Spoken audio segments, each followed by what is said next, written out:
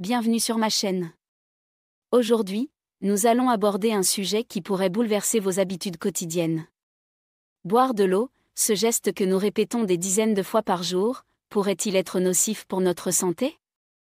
Vous avez probablement entendu les recommandations des experts, buvez au moins 2 litres d'eau par jour.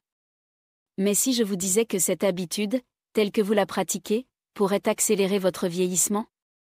Ne fermez pas cette vidéo tout de suite, donnez-moi quelques minutes pour vous expliquer pourquoi votre bouteille d'eau pourrait être votre pire ennemi. Commençons par déconstruire un mythe tenace, celui de l'hydratation parfaite. Depuis des années, on nous répète qu'il faut boire 8 verres d'eau par jour, idéalement à partir d'une bouteille réutilisable que l'on traîne partout. Cette habitude est devenue un symbole de bien-être et d'éco-responsabilité. Des influenceurs aux célébrités, tout le monde arbore fièrement sa bouteille d'eau, souvent imposante, comme un accessoire de mode indispensable. Pourtant, cette obsession pour l'hydratation constante n'est pas aussi bénéfique qu'on veut nous le faire croire. Notre corps est une machine complexe qui fonctionne selon ses propres rythmes et besoins. Se forcer à boire sans soif peut perturber l'équilibre électrolytique et imposer un stress inutile à nos reins. Ces organes vitaux sont conçus pour filtrer les toxines à leur propre cadence. Les submerger d'eau en permanence, c'est comme vouloir nettoyer une maison en l'inondant, vous risquez de faire plus de dégâts que de bien. De plus, notre corps possède un indicateur naturel infaillible, la soif. Ce mécanisme, façonné par des millions d'années d'évolution, est bien plus fiable que n'importe quelle application de rappel d'hydratation.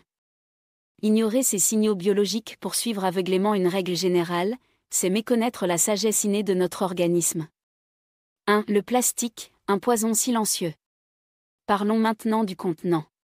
Ces bouteilles en plastique que vous remplissez plusieurs fois par jour, que vous laissez dans votre voiture sous le soleil brûlant, ou que vous conservez pendant des mois sans les remplacer, constituent une véritable bombe à retardement pour votre santé. Le plastique, même celui étiqueté sans BPA, contient des perturbateurs endocriniens qui se libèrent progressivement dans l'eau que vous consommez.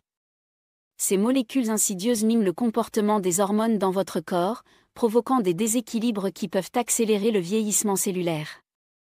Les recherches récentes sont alarmantes, exposition répétée aux microplastiques, dérèglement hormonal, inflammation chronique, tous ces facteurs contribuent à accélérer le processus de vieillissement.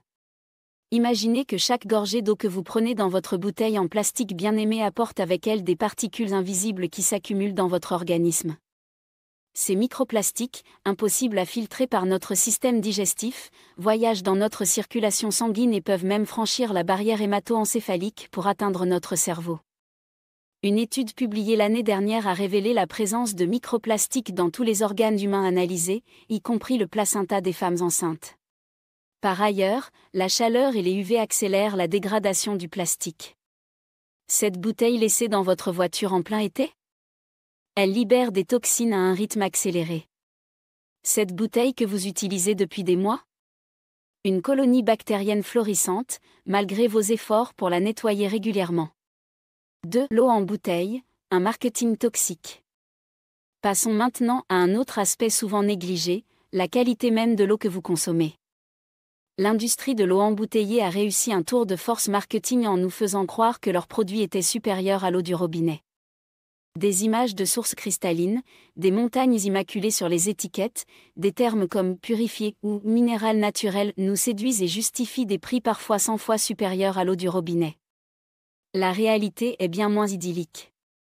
De nombreuses marques d'eau en bouteille ne sont rien d'autre que de l'eau municipale traitée, la même qui coule de votre robinet, mais vendue à prix d'or.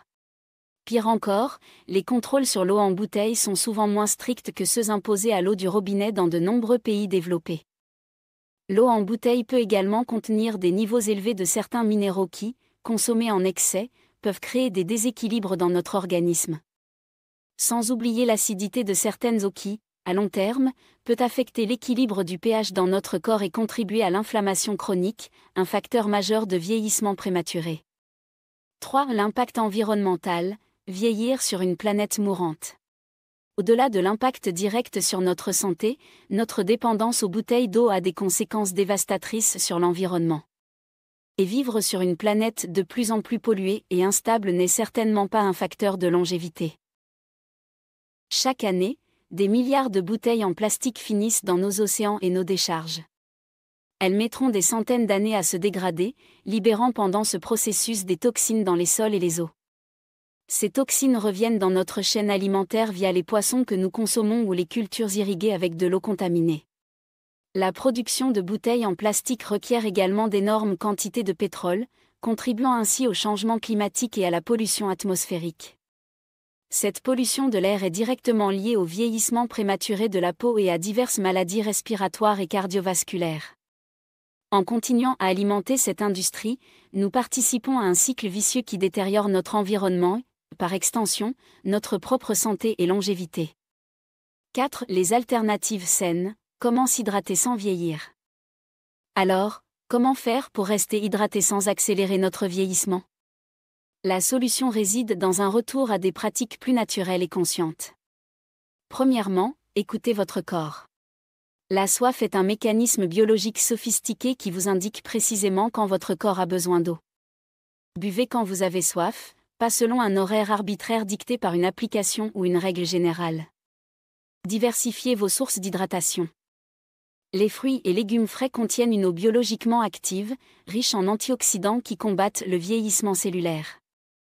Un concombre, par exemple, est composé à 96% d'eau, mais cette eau est accompagnée de vitamines et minéraux bénéfiques que vous ne trouverez pas dans votre bouteille en plastique. Optez pour des contenants en verre ou en acier inoxydable de qualité alimentaire. Ces matériaux ne libèrent pas de substances toxiques dans votre eau, même après des années d'utilisation.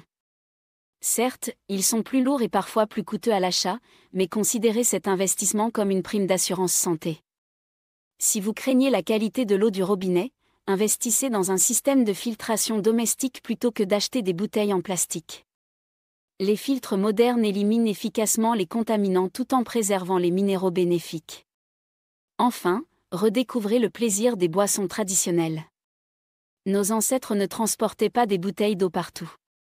Ils s'hydrataient avec des tisanes, des bouillons et des fermentations naturelles comme le kéfir ou le kombucha, riches en probiotiques qui soutiennent notre microbiome intestinal, un facteur clé de longévité.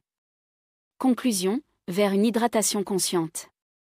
Pour conclure, je ne vous demande pas d'arrêter de boire de l'eau, bien au contraire.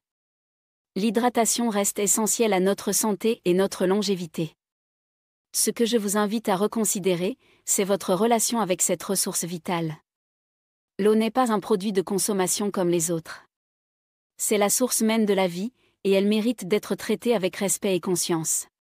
En adoptant une approche plus naturelle et moins commerciale de l'hydratation, vous préserverez non seulement votre santé et votre jeunesse, mais aussi celle de notre planète. La prochaine fois que vous ressentirez le besoin de vous hydrater, posez-vous ces questions. Ai-je vraiment soif? De quoi mon corps a-t-il besoin en ce moment? Comment puis-je m'hydrater de la manière la plus saine et la plus respectueuse de l'environnement? En transformant ce simple geste quotidien, vous pourriez bien ajouter des années de santé à votre vie.